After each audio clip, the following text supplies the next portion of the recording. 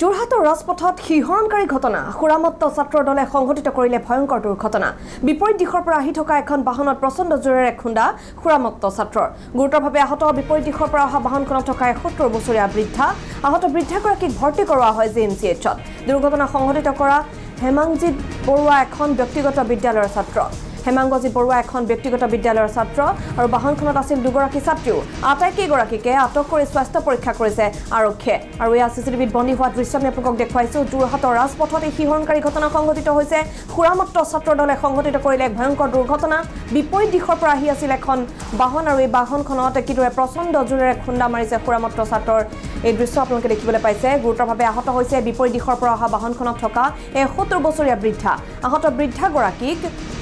ভৰ্তি কৰোৱা হৈছে জিএমচিএইচত দুৰ্ঘটনা সংঘটিত কৰা হেমাংগজিৎ বৰুৱা ব্যক্তিগত এখন বিদ্যালয়ৰ ছাত্ৰ আৰু বাহনখনত আছিল দুগৰাকীকৈ ছাত্ৰীও আটাইকেইগৰাকীকে আটক কৰি স্বাস্থ্য পৰীক্ষা কৰিছে আৰক্ষীয়ে ইউনিভাৰ্চিটিৰ তিনিগৰাকী ষ্টুডেণ্ট দুগৰাকী ছোৱালী আৰু এগৰাকী পুৰুষ একেলগে ছাত্ৰ তেওঁলোকে লিচুবাৰী ফালৰ পৰাই প্ৰায় ১০০মান কিলোমিটাৰ স্পীডত আহি পেলাই ঠিক দাসেনকোট তিনিআলিটোতে তেওঁলোকে আহি পেলাই কোনো তেওঁৰ ৰেড ক্ৰছ লাইট জ্বলি থকা পিছতো তেওঁলোকে আহি পেলাই একদম মুখামুখিকৈ তেওঁ আমাৰ মোৰ শাহুমানৰ গাড়ীখনত সংঘৰ্ষ কৰে আৰু পিছত গম পালোঁ যে তাত যি তিনিগৰাকী তাৰপৰা দুগৰাকী ছাত্ৰী আৰু এগৰাকী ছাত্ৰ আছিল তেওঁলোক গোটেই দুগৰাকীয়ে পিজিত থাকে এতিয়া কথাটো হ'ল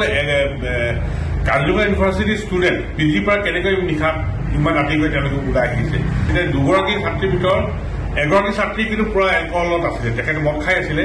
আৰু দ্বিতীয়তে যেতিয়া যিজন ড্ৰাইভাৰ যিজনে গাড়ী চলাই আহিছিল এই তেওঁ ছাত্ৰ তেওঁতো এলকহল পাৰ্চেণ্টেজ বহুত বেছি আছে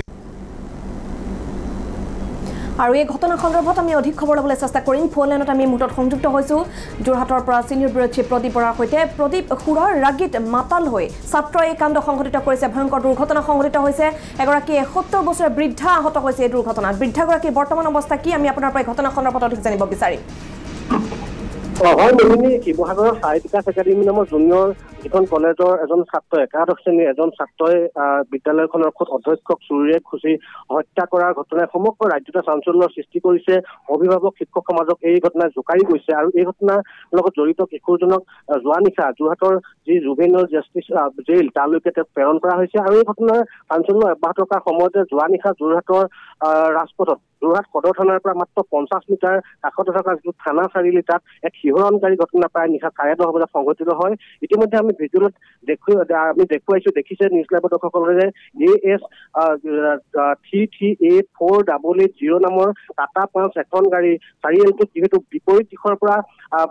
নৱালী উৰণীয়া সেতুৰ দিশৰ পৰা আহি আছিলে আন এখন AS 03M8852 নম্বৰৰ এখন টাটা ইণ্ডিগো গাড়ী আহি আছিলে আৰু এই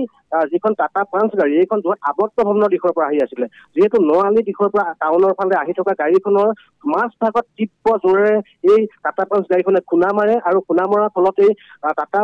যিখন ইণ্ডিগো গাড়ীখনত বহি অহা বাওঁফালে বহি অহা ৭৫ বছৰীয়া বৃদ্ধাগৰাকী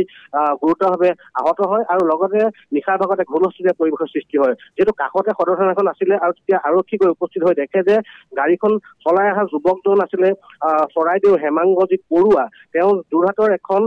ব্যক্তিগত বিশ্ববিদ্যালয়ৰ ছাত্ৰ আৰু তেওঁ সম্পূৰ্ণ সুৰামত্ত অৱস্থাত আছিলে আৰক্ষীয়ে আমাক প্ৰকাশ কৰিছে আৰু লগতে গাড়ীখনৰ পাছৰ চিটত দুগৰাকী যুৱতী আছিলে এই এগৰাকী যুৱতী ইতিমধ্যে বিশ্ববিদ্যালয়খনৰ পৰা পাছ আউট হৈছে আৰু আনগৰাকী যুৱতী অধ্যয়ন কৰি আছিলে যিহেতু নতুন যান-বাহন আইন মতে সুৰামত্ত হৈ আছে নেকি চালকজনে তেওঁক পৰীক্ষা কৰা হয় আৰু পৰীক্ষা কৰাৰ অন্তত দেখিলে যে যুৱকজন সুৰামত্ত আছিলে ছাত্ৰজন সুৰামত্ত আছিলে আৰু সেইমৰ্মে আৰক্ষীয়ে বিহিত ব্যৱস্থা গ্ৰহণ কৰিছে আৰু ৩ মাহৰ বাবে ছাত্ৰজনৰ যি গাড়ী চলোৱাৰ যি লাইচেন্স সেই লাইচেন্স বাতিল কৰিবৰ কাৰণে ইতিমধ্যে জিলা পৰিবহণ বিভাগলৈকে যোৰহাট আৰক্ষীয়ে লিখিছে এতিয়া প্ৰশ্ন উত্থাপিত হৈছে যে শেহতীয়াকৈ একাংশ ছাত্ৰ ছাত্ৰী একাংশ যুৱক যুৱতী ইমান উচ্ছৃংখল হৈছে কিয় ইমান অপৰাধ প্ৰৱণ মনোবৃত্তি তেওঁলোকৰ মাজত কেনেকৈ কিয় গঢ়ি উঠিছে এয়া অভিভাৱকসকলেও চিন্তা কৰিছে বিদ্যুৎ মহলে চিন্তা কৰিছে আৰু যোৰহাটত হৈছে শিৱসাগৰত হৈছে আৰু প্ৰায় দেখা যায় যে বিশ্ববিদ্যালয় বা বিভিন্ন মহাবিদ্যালয়ৰ ছাত্ৰসকলে বা ছাত্ৰীসকলে ওলাই আহি নিশাৰ ভাগত ৰাজপথত প্ৰায় সুৰামত্ত অৱস্থাত উদ্ভণ্ডালি কৰে এনে ঘটনা সচৰাচৰ গুৱাহাটীত হওক যোৰহাটত হওক বিভিন্ন স্থানত ঘটি আহিছে আৰু যুৱ উশৃংখলতা ছাত্ৰ উশৃংখলা এছামৰ মাজত বেপেৰুৱাভাৱে বৃদ্ধি পাইছে আৰু এটা কথা দেখা যায় যে প্ৰায়বিলাকে নিচাসক্ত হৈ থাকে আজিকালি বিভিন্ন ধৰণৰ মাদক দ্ৰব্যত আসক্ত হয় আৰু কালি ঘটনাটো যে মাদক দ্ৰব্যৰ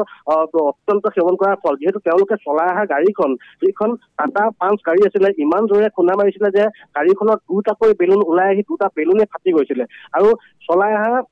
যিজন ছাত্ৰ তেওঁ আঘাতপ্ৰাপ্ত হৈছে যদিহে গাড়ীখনত বেলুন নাথাকিলেহেঁতেন কিন্তু কালি আৰু ভয়ংকৰ ঘটনা সংঘটিত হ'লহেঁতেন এতিয়া যোৰহাট মেডিকেল কলেজত বৃদ্ধাগৰাকীক ৭৫ বছৰীয়া বৃদ্ধাগৰাকীক ভৰ্তি কৰা হৈছে বৰ্তমান তেখেতক চিকিৎসকে চিকিৎসা চলাই আছে তেওঁ আৰু তেওঁৰ পুত্ৰ ইতিমধ্যে আমাৰ আগত তেওঁ মন্তব্য প্ৰকাশ কৰিছে যে কালি ঘটনাটোৰ সন্দৰ্ভত মন্তব্য প্ৰকাশ কৰিছে আৰু তেওঁলোকে সদৰ থানাত এজাহাৰ দাখিল কৰিছে আৰু আৰক্ষীয়ে এই যুৱক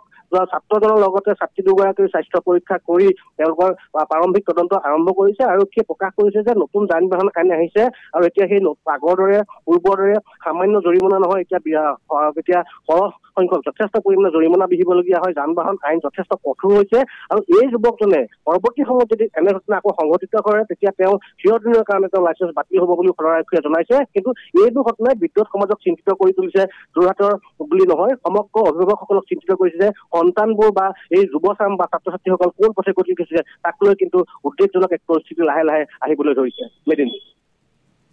আপোনাক ধন্যবাদ জনাইছো।